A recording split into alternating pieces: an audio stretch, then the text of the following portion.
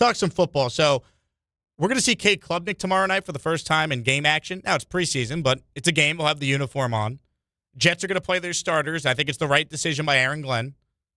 I think Aaron Glenn is right to want his guys to go out there. If you're the Jets, you need to get a competitive advantage in any way you can. When you look at the Jets' schedule to start the year, you're going to be an underdog in your first 4 games. You're going to be a big underdog against the Packers in week 2, an even bigger underdog against the Lions in week 3, and maybe an even bigger underdog against the Bears in week 4. And week 1, you're a slight dog to Robert Saleh and the Titans, which is a must-win game for the Jets, as I will continue to say. And now every host on the station is seemingly talking about how big that game is. Been saying it since May, people. Lose that game and get ready for another miserable year of Jet football. But my point is this. Glenn is right to play his starters because the advantage the Jets can get is potentially being just more ready to play football than the other teams they're playing. Steve Young famously would always say on the old Michael K show with Don, Michael, and Peter, of course, that the first month of the preseason is basically, or the first month of the regular season is basically the preseason because guys just don't play. They're not in game shape. You don't have the two-a-days anymore. And you could see some upsets happen early. Like, no one's at their best the first 4 weeks of the year. Guys are still playing themselves into being football ready. So if you're the Jets, yeah, there's a risk if you play your guys in the preseason, they could get hurt, but there's also a risk they could get hurt in practice. The Jets still haven't seen Tavondre Sweat out there. He got hurt working out before training camp started. Kenyon Sadiq had a hernia issue, had the surgery, comes back. Now it's somehow still a problem. He's out. So you could still have injuries even if you don't play guys in the preseason. So I agree with the premise of letting guys go out there and play, and maybe the advantage the Jets can get, especially week 1, Saleh doesn't like to play his guys in the preseason. I haven't checked to see if the Titans are doing that this year as well, but the point is maybe you could get a leg up on your opponent when you're significant underdogs in your first 4 games, especially weeks 2 through 4. You're big underdogs, probably a touchdown underdog in each of those games almost. Maybe this gives you the opportunity to gain a leg up. It's not the same example, but I think one of the reasons why Tom Thibodeau with the Knicks had great success in year 1, even though Elfrid Payton was his point guard, R.J. Barrett was only in his second year. You know, Julius Randle went from a player Knicks fans didn't like to a guy who made an all-star team in that second year with Tibbs. I think the reason why that Knicks team overachieved and they won 40-something games, they just played harder than other teams. They took the regular season more seriously than other teams. I think that matters. That's not the same thing with football because there's only 17 games. But if you're Aaron Glenn, you can't lose week 1. You can't start 0-4. You have to get wins early. And maybe playing your guys in the preseason, just being more ready to play than some of these opponents that on paper are better than you, can help you steal a game or 2 early. And that keeps you alive. And that could be the difference in this head coach having a job or not at the end of the year. You know, people are like, well, Glenn's got to win at least this many games to save his job. It's also how it looks. You can't start 1-7 like Adam Gase did in year 1, then go 6-2 against bad teams and backup quarterbacks over your final 8, finish 7-9 and say, well, the arrow's pointed up. Not all records are created equal. It's how they get to the record. And I think the Jets getting off to a decent start out of the gate is vital to flush away how inept they were last year and say to the fans, things are actually going to be different this year. We have ourselves a team. We hired a better coaching staff. Glenn's now taking over the play calling. He's got the superpowers, right? He keeps talking about how his biggest mistake in year 1 was that he didn't call the defense, which I think is completely misleading and disingenuous by Aaron Glenn because he didn't want to do the play calling this year either. Woody made him do it. Wink Martindale wanted the job. He told Pat Leonard on Pat's podcast that Woody basically got in the way and prevented Glenn from hiring him. So I can't listen to Aaron Glenn try and tell us that he's learned so much from year 1. His biggest mistake was not being the defensive play caller and trusting Steve Wilks. And then he wanted to do the same thing with a different guy this offseason. Woody's like, I'm paying you $12.5 million a year. You do it. Glenn got the job, not because he was this great defensive guy, but he had a good final season in Detroit, sure. He had 1 good DC year out of 4. Go look at the numbers. So any advantage they could get to try and win some games early and just hope that because you have Geno and he's so much better than Justin Fields, and you actually have a solid offensive line, and you have playmakers like Garrett Wilson and Breece Hall and Omar Cooper Jr. and A.D. Mitchell and Kenyon Sadiq and Mason Taylor, that this team can actually go out there and be a lot better than most think. That's what you're hoping for. But as far as Klubnik goes, I know Chris Carlin was talking about this today. Oh, when are we going to see Klubnik? You're not going to see Klubnik in a regular season game, barring injury, for a very, very long time. Aaron Glenn's trying to save his job. Is he really going to go to a day 3, 4th-round rookie quarterback? I haven't been at every Jet training camp practice, but I can tell you this. Geno is much better than Cade Klubnik. He still is.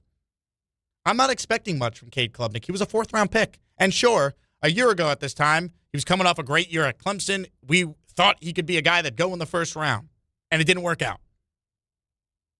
Didn't have a great year. Clemson struggled. The Clemson coaching wasn't very good. Whatever excuse you want to make, but he was still a 4th-round pick. Geno's better than Klubnik. He just is. So Aaron Glenn's not going to go to Cade Klubnik unless Darren Muji forces him to, so we can get an evaluation on the guy before he has to draft a quarterback in the 1st round. Or Geno gets hurt, and they're actually going to go into the year with Cade Klubnik as their backup quarterback, which, how he looks in the preseason, because he'll play, I'm sure, in all 3 of these games, that will determine a lot. Because if you're the Jets, and any Jet fan who hears the sound of my voice knows this is true, when you're a Jet fan or you're a Jet quarterback, you know what happens? You get in the game. Stay with me here. Every year since 2015, from 2015 on, right? Multiple Jet quarterbacks have to start games. Every Jet fan knows this. The only year, ironically, that didn't happen was Aaron Rodgers in 2024, coming off the Achilles, started all 17 games.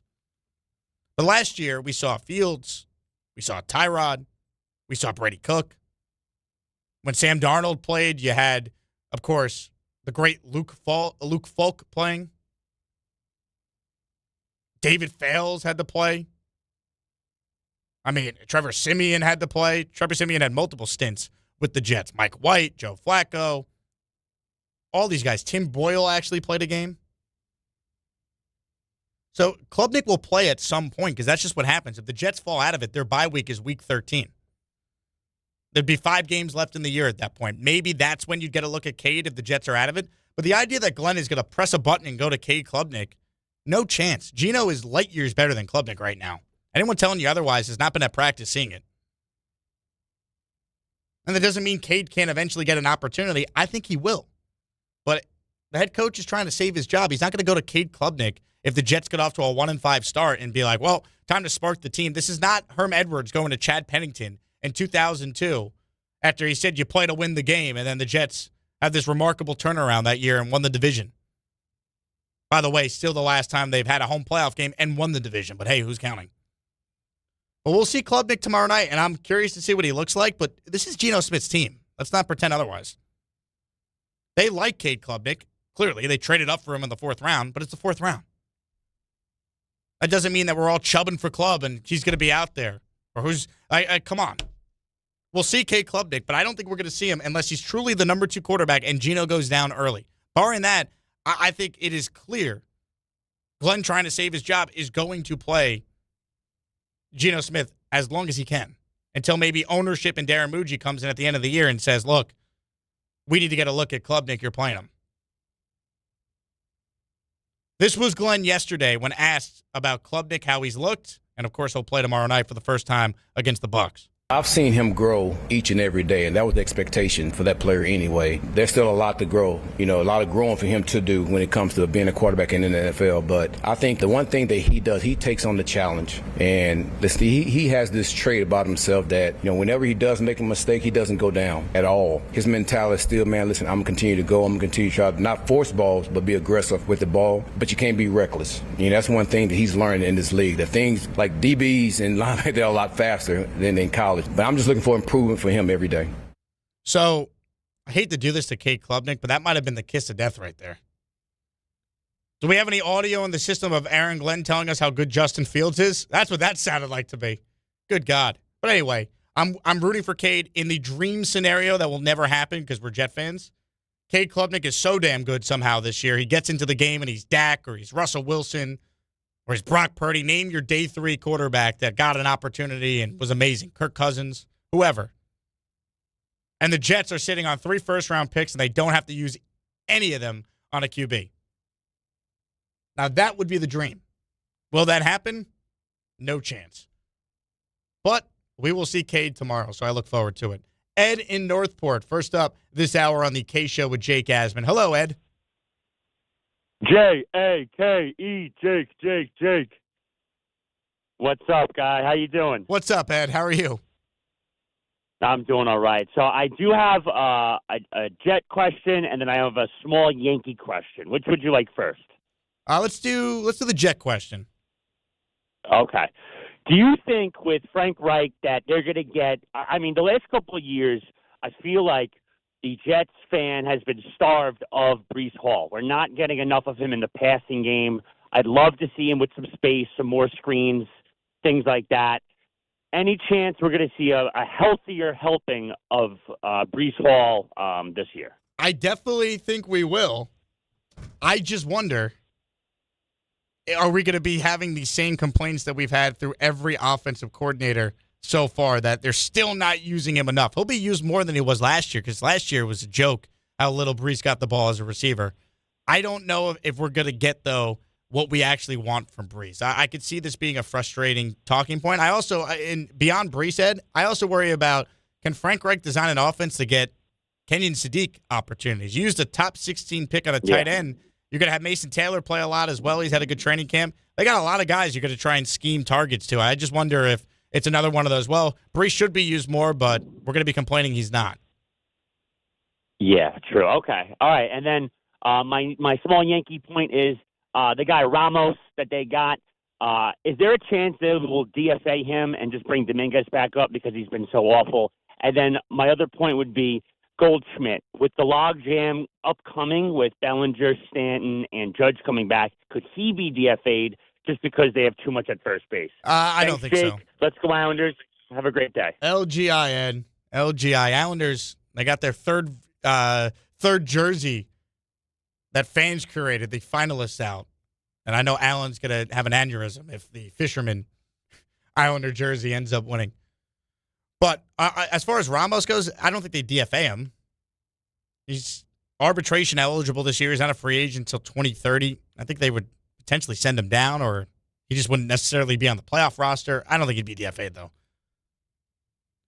Look, in addition to Aaron Glenn, the guy who's got an enormous amount of pressure on him to do his job, if you want to dream about the Jets being better than most expect, is Frank Reich, who Ed brought up. And if you look at Frank Reich's offenses in Indy, I mean, he did have Jonathan Taylor, and Breece Hall was raving about what Jonathan Taylor told him about Frank Reich when Breece reached out to him in the offseason after the Jets hired Reich. We'll see. I think considering the options that the Jets had at OC when they fired Tanner Engstrand in mid-January after every other team in the league was hiring coaches for their new staffs. Remember, he had 10 openings around the league. I think Frank Reich was probably the best Aaron Glenn could have done. But no team besides the Jets was giving Frank Reich an offensive coordinator job. He didn't interview anywhere else. He had retired after the Panther debacle. Andrew Luck called him and said, hey, can you be my interim coach for a year? I'm trying to fix the Stanford football program. He came out of retirement and did that, and now he's the Jets OC. I like Frank Reich. I don't know if he has another good OC season left in him, but it's probably the best shot Glenn has. Because I don't think the job was an attractive one.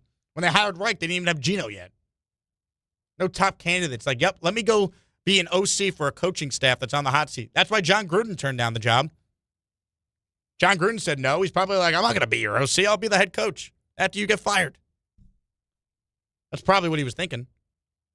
800-919-3776. Nick in Emerson up next on the Michael K. Show. Hello, Nick. Hello, Jake, my fellow ginger. How are you? What's up, Nick? What SPF do you use? Spent some time on the Jets. Good question. There's not an SPF high enough for our skin, buddy. Yep, that's a good answer. But I just want to go back to the Giants quick. I'm obviously I don't want to say obviously. I am a Giants fan, and I want to go back to your point of you thinking that they're going to be a wild card team, and I don't know if I'm officially there at that point of a wild card, but I think some people in the media are forgetting the Giants won 4 games last year that easily could have been 8 or 9 wins. They blew all those leads late in those fourth quarters. They now have one of the better coaches in the NFL with, I would say, a much better coaching staff around them. I know people I've read online that the offense looks shaky. Well, it's a whole new system. Dart is going out there without Neighbors, and people forget Dart was putting up numbers with that offense last year without Neighbors for essentially 11 and a half games that he played. He's got a healthy Scadaboo back, and to me, the defense is going to be they're going to be flying all over the field. They have those 4 freak athletes that are going to be coming after the passer. They upgraded at linebacker. The secondary, while that still probably remains my biggest question mark with obviously with the run defense too, but when you're going to have pressure from Reese and Carter and Thibodeau and Burns, it's only going to help the secondary out. So to me, I think they very much improved the roster. They have the weapons are going to be better. The defense is going to be better. The coaching is going to be instantly better. Dart, year 2, I absolutely can see 9-10 wins in a wild card spot. Appreciate the time, Jake. Nick, I appreciate it. I don't think you're crazy. Again, the Giants have players on defense. They do. I think Arvell Reese is going to be amazing for them. I really do. I think Carter's going to take a huge step in year 2. You still have Brian Burns. Their schedule has some difficult games, there's no doubt, but I think we overrate how difficult the Giants' schedule is. There's wins there. There were wins last year. They just couldn't close. That's coaching. Dart had success without Neighbors. Now he has Neighbors. Yes, it's a new offense. Maybe it takes some time. I trust John Harbaugh. That's really what it comes down to, right? If you believe in the coach and he believes in the quarterback, and I already liked the quarterback before they hired the coach, why wouldn't I think the Giants couldn't do what the Bears just did last year? Or what the Jaguars did last year? Or what the Patriots did last year? Why not? Even Kellen Moore didn't make the playoffs like those other 3 coaches with their teams in year 1 did.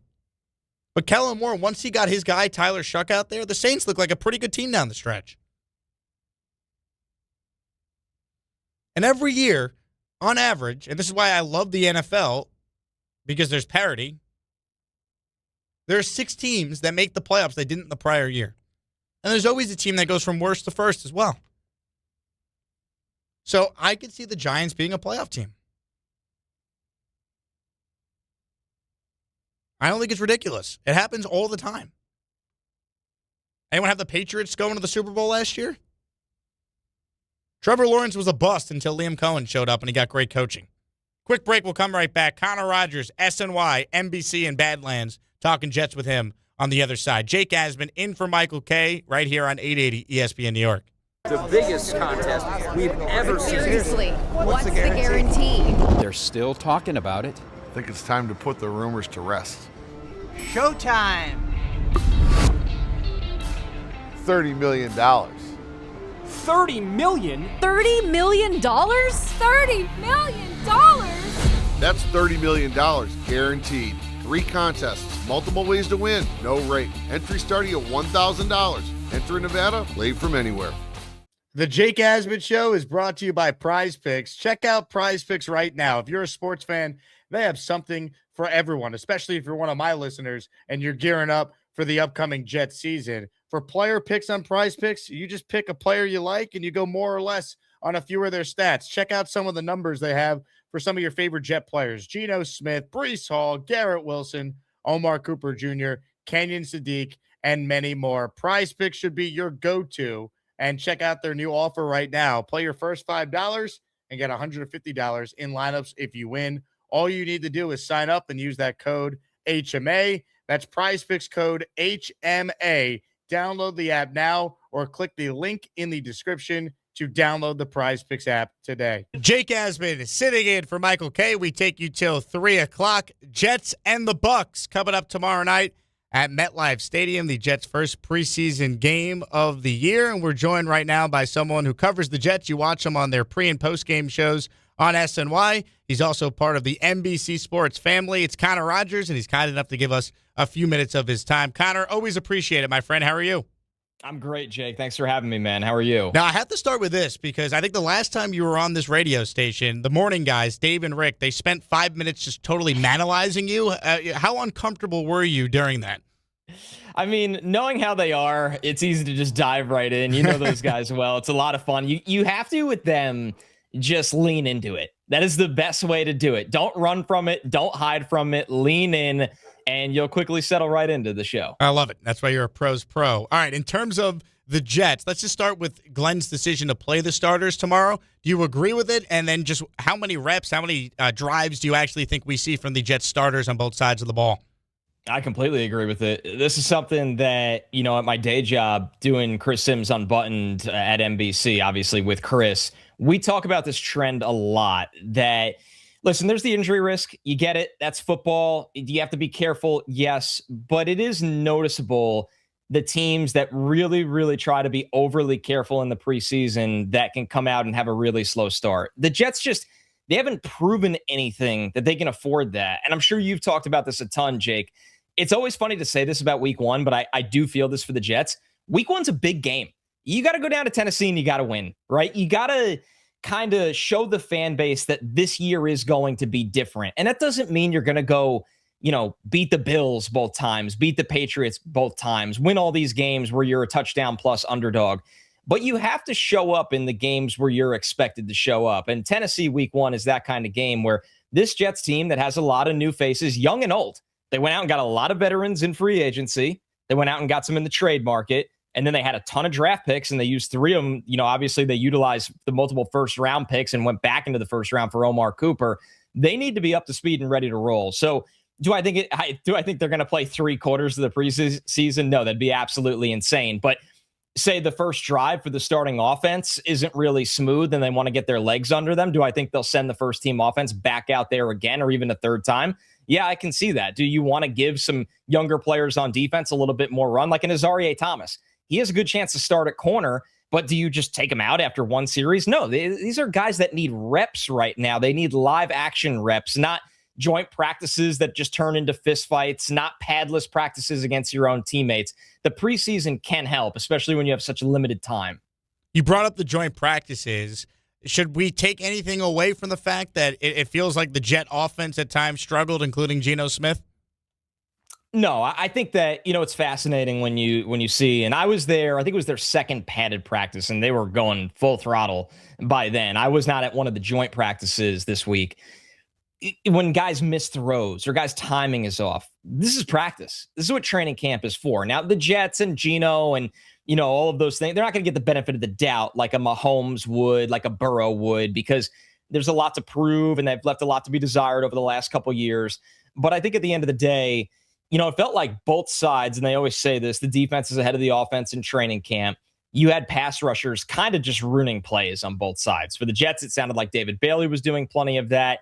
On the Bucs side of things, it sounded like Reuben Bain had his. Geno missed a couple throws and hit a couple of throws. That's how practice goes. So joint practices can be a little tricky because it's almost like you're so hopped up on Mountain Dew to hit somebody else that's not a teammate. You see the opposite color jersey and you get so excited. And this was something when I was at camp right away that Olu Fashanu brought up. Like they're just looking forward to practicing against somebody else. But there's all that adrenaline. And it's such a different environment because it's a scripted practice environment that there's only so much you could take away. But it didn't seem like the Jets were, wiped off the field or anything like that. And it didn't feel like, obviously, those level of struggles. But I do think it's why Glenn wants to see what he expects to be his starting units in an actual game environment under the lights. Connor Rogers, SNY Jets, NBC Sports, Badlands, for all you Jet fans out there who are looking for a great Jet podcast. He's with us here on the Michael K. Show. Connor, you brought up David Bailey. You're the draft guy. I mean, you were the first person that I heard even talk about David Bailey as a possibility for the Jets many months ago. After reading the reports, seeing him in person, I mean, what do you make of the fact that seemingly every day he's doing something that's getting people's attention in a positive way? Well, you love to see it, and if you're the Jets, you feel so good about it because I think when you write down the defense on paper and you look at them on paper and we don't know schematically truly how creative are they going to be with Aaron Glenn? He didn't call plays last year, right? And you go back to Detroit where Detroit had a good defense, but I don't think Aaron Glenn was categorized as the way Mike McDonald was when he got to Seattle, a genius schematically. Glenn was more in the bucket of a leader, a CEO that can call the defense as well. So when you write all that down, you're like, okay, well, who's going to be the game changer? Who's going to get us off the field? Who's going to create havoc and kind of keep offensive coordinators up at night? That's a lot to expect from a rookie. I don't care that he was the number 2 overall pick, but the bottom line is David Bailey keeps checking the boxes, the tests along the way. It goes from OTAs, okay, you start out kind of slowly ramping up once again in a padless practice. Well, he's moving better than everybody else. Then you put the pads on. Now he's winning his one-on-ones. Now he's disrupting in 11-on-11s. And he just keeps really passing every test in front of him. Now it's going to be, can you do it in a game environment that, it's not the regular season, but this is the first NFL game for David Bailey. That means something. He's been rushing against a starting tackle and Luke Gadecki again on the Bucs. So, and 2 pretty good ones, in my opinion, in Armand Membu and Olu Fashanu. So it's real to me. People can always get a little crazy with expectations. But when I was out there, every time David Bailey was lining up for a drill, for a one-on-one or an 11s, everybody had their eyes really locked in on him for good reason. Are you concerned with another rookie? Unfortunately, he's been injured, hasn't been on the field, with Kenyon Sadiq, who was the other, top 16 pick for the Jets. Are you concerned about just how effective he will potentially be at the start of the year with all the time he's missed? I am, because unlike the other rookie that hasn't been on the field in D'Angelo Pons, when D'Angelo Pons played as long of a college football season as you can because they won the national championship. He's played a lot of college football, and his role could be a little bit more defined as, sure, he's going to bump inside a little bit too, but he's going to be a cover corner out of the gate. Kenyon Sadiq is a guy that, left school early, and there's nothing wrong with that, but he's going to be utilized in a lot of different ways. He's not just an inline tight end. He's not just a move tight end. You saw him play in the backfield. You saw him play an H-back kind of role at Oregon. You'd see them kind of motion him over and lead block. He does all these different things, which is why the Jets and Frank Reich especially liked him so much in the pre-draft process. Do you want to be settling in week 1 against Tennessee or against the Packers or whoever it may be? So Sadiq's practice time and installment time is very, very important, where I think you kind of have to expect a slower ramp up for him. And that's disappointing for the Jets, although in a different way, I think they're happy that at wide receiver, the depth has stepped up, specifically Isaiah Williams. And at tight end, Mason Taylor, Jeremy Rucker, and Jelani Woods have all had moments as well. I've said this, Connor. If you just remove Jets from the helmet and just look at the talent that the Jets have with the offensive line and the skill position players, there's no excuse for this to be a pathetic offense. I'm not asking Geno Smith to be, comeback player of the year again, but if he's just competent, I actually, as a Jet fan, feel better about their offense right now than I do even the defense. I don't think that's a crazy take. A lot of people listening will probably kind of raise an eyebrow when you say that, but when you really write it all down and even watch them practice, you look at it and go, okay, there's a lot of aspects of the defense, notably the secondary, in my opinion, that's really trying to gel together and get their footing under them. Where you look at the offense, there's continuity on the offensive line, and even the new guy in Parham at left guard has settled in quite nicely, honestly. And once again, we'll see what happens when the lights come on. At wide receiver, it's so funny to me when you read reports, because now the new report I see all the time is like, Omar Cooper can't even win the wide receiver 3 job. And it's like, when I was at practice, Omar Cooper was out there plenty doing really good things. And it's tricky, right? Because it's Adonai Mitchell has performed so well as their second wide receiver going back to spring and camp that Omar Cooper is going to have to go take away somebody's reps. But all of these points just highlight to me that they're deeper on offense. Yes, there's limitations with Geno. You sit there and you go, can Geno be the 18th, 23rd best quarterback in the league? Because there was a lot of weeks last year, Jake, and you know this, where it felt like they had the 36th to 40th best quarterback in the league at throwing the ball, whether that's Justin Fields, obviously even tougher with Brady Cook. So when it comes down to it for me, it's going to come down to what Frank Reich does with the offense, what he has left as a play caller, and does Geno pick his spots in terms of taking chances? Because Geno wants to push the ball down the field. With that is going to come some high variance play, but high variance can also mean some higher end outcomes in certain moments as well. Staying with quarterbacks here, what are your thoughts on Cade Klubnik and the fact that all signs are pointing to the fact he's going to be their backup quarterback as long as he just doesn't look awful in these preseason games coming up here? Yeah, it's a little risky. I'm not going to, kind of dodge this one. I don't really align with how comfortable people seem to be with this. I think Cade Klubnik is the type of young quarterback that you draft and you put him in the QB3 role. And if you want to get him reps, which you should, you can have a veteran QB2 and have him split reps. Like, throw a placeholder name out there, right? Say you had Andy Dalton or whoever it was in camp. How many reps do you need for a guy that's played a million years in the league at QB2? You could still give those reps to Cade Klubnik, but what it does, it protects you. Geno Smith hits his hand on a helmet, sprains an ankle, whatever it may be. We've seen countless quarterback injuries over the years. He's going to miss a couple games. Is Cade Klubnik ready to go, travel to wherever it be and be the starting quarterback of this team that is going to have to lean on their offense plenty? That's the stuff for me where, coming off the year he had at Clemson, I thought he was much better in 2024 than he was in 2025. And a lot of things went wrong for Clemson last year. And he's owned that. He's been very open to it. It's just one of those things where it sets you up for a little bit of risk that, they still have plenty of time to get another guy in there. Maybe they want to see what he looks like in the preseason, and then they'll get their answer considering he hasn't played a preseason game. I think he's had an up and down camp. I think he's had some good moments. I think he's had some rookie moments, and that's going to happen. So I am a little surprised, and I don't think the door is closed on them adding another arm, for the sake of just having a veteran presence behind Geno, not just Cade Klubnik. And you know this because you watch this team year after year after year, outside of, ironically, the Rodgers second season where he started all 17 games. If you're watching the Jets, there's always at least two starting quarterbacks that have to play. So I fully expect us to see Klubnik at some point. Hopefully it's not because Geno goes down and it's because they want to get a look at Klubnik at the end of the year if the Jets are out of it. Right. Hey, Cade Klubnik week 16 is different than Cade Klubnik thrown in there week 3 from an injury, right? Like, that's a big difference in the NFL. So, and you're right. You kind of go by Murphy's Law at the quarterback position for the Jets, which I know is tough, but you just have to expect, not the unexpected. You almost really expect guys to get hurt and you to be in really tough spots. How many Tim Boyles and Bryce Petties and Brady Cooks have we sat through in our lifetime now, Jake, especially in the drought era?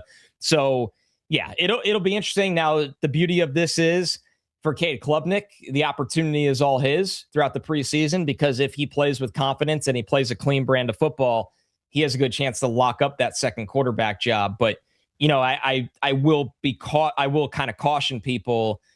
I see people already jumping into can he push Geno? Can he be the guy of the future? And I would say let's take baby steps and let's see if Cade Klubnik can just be the QB2 right now. Amen to that. Last one for me, Connor. You brought up just how big week 1 is for the Jets. You look at the schedule in the first 4 games, they're going to be a significant underdog in 3 of them. How important is just getting off to a decent start, stabilizing things if you're Aaron Glenn? Because people are going to say, well, how many games does he have to win to save his job? I don't know if it's just a win total alone. I think how they get to the wins, what it looks like getting there, that matters too. So just break down the path for Aaron Glenn to be the Jet head coach after the season. That's exactly right. Not all 7 wins seasons are created equal. That's what it comes down to for me. I mean, there's a world where, and you said it, the Jets come out of the gate and they go to Tennessee, they play Green Bay, Detroit, and Chicago. Are the Jets 1-3? But hey, you lost 2 of those 3 losses. You lost by a field goal. You'd be sitting here and be like, they look more talented. They're a little bit more buttoned up. Now can you go beat the Browns and the Dolphins in your next 2 or 3? And kind of just hover where you're trying to scratch and claw to 500. That's different from you got blown out against every team except Tennessee in those first 4. That's the kind of stuff and that's a low bar to clear. I mean, we're talking about little steps, but with what this team looked like last year, that's a couple big steps from last year. So I'm with you. I don't think this is as cut and dried as the Jets win 7 games, Aaron Glenn is back, and they just run it back, and they're going to take their quarterback of the future. It's what do the 7 wins look like? How do you play in your division? Miami is completely rebuilding. Can you go sweep Miami? And then can you steal a game against New England or Buffalo and you go 3-3 in your division? And people listen to this are like, my goodness, this bar is low. But no, this has been really tough for the Jets to be even remotely competitive within the AFC East for a long time right now. So those are the kinds of things they have to do. Go win the games you're supposed to win. Punch above your weight class in a couple games where you are expected to be outclassed, because all of those things indicate to me better coaching, something the Jets didn't have last year, and they have to show this year. Amen. And I could probably assume this, but I don't want to make an assumption about you, Connor. You being a recent father, you're better equipped and more prepared for that role because you're a Jet fan. You've been through the pain. It's helped build character over the years. So you're just better off being a dad now. Is that fair to say? That's right. It's called adversity, Jake. You have a blowout diaper or whatever it may be. You just unfazed because you go, nothing can hurt me at this point right now with what I've seen and what I've covered with this team. Where I hate to sound so pessimistic all the time. After being at camp, I do think this is a more talented football team. And what I like about this being a significantly more talented football team, it puts the pressure on the coaching staff to maximize that, where there's not the excuses of you're playing with the previous regime's guys or you got a UDFA in 7 different spots of the starting lineup. Go out there, develop the young talent, maximize the veteran talent, show schematically that you can match up with other teams, and you answer the bell for yourself and you get to coach here. All of them will get to coach here again the year after this one. Well said. Connor, continued success. Love listening to you and Chris Sims on Chris Sims Unbuttoned. And, I got love for you and Joe on Badlands and what you do on SNY. So thanks so much for a couple minutes of your time. Jake, I appreciate it, man. Let's talk soon.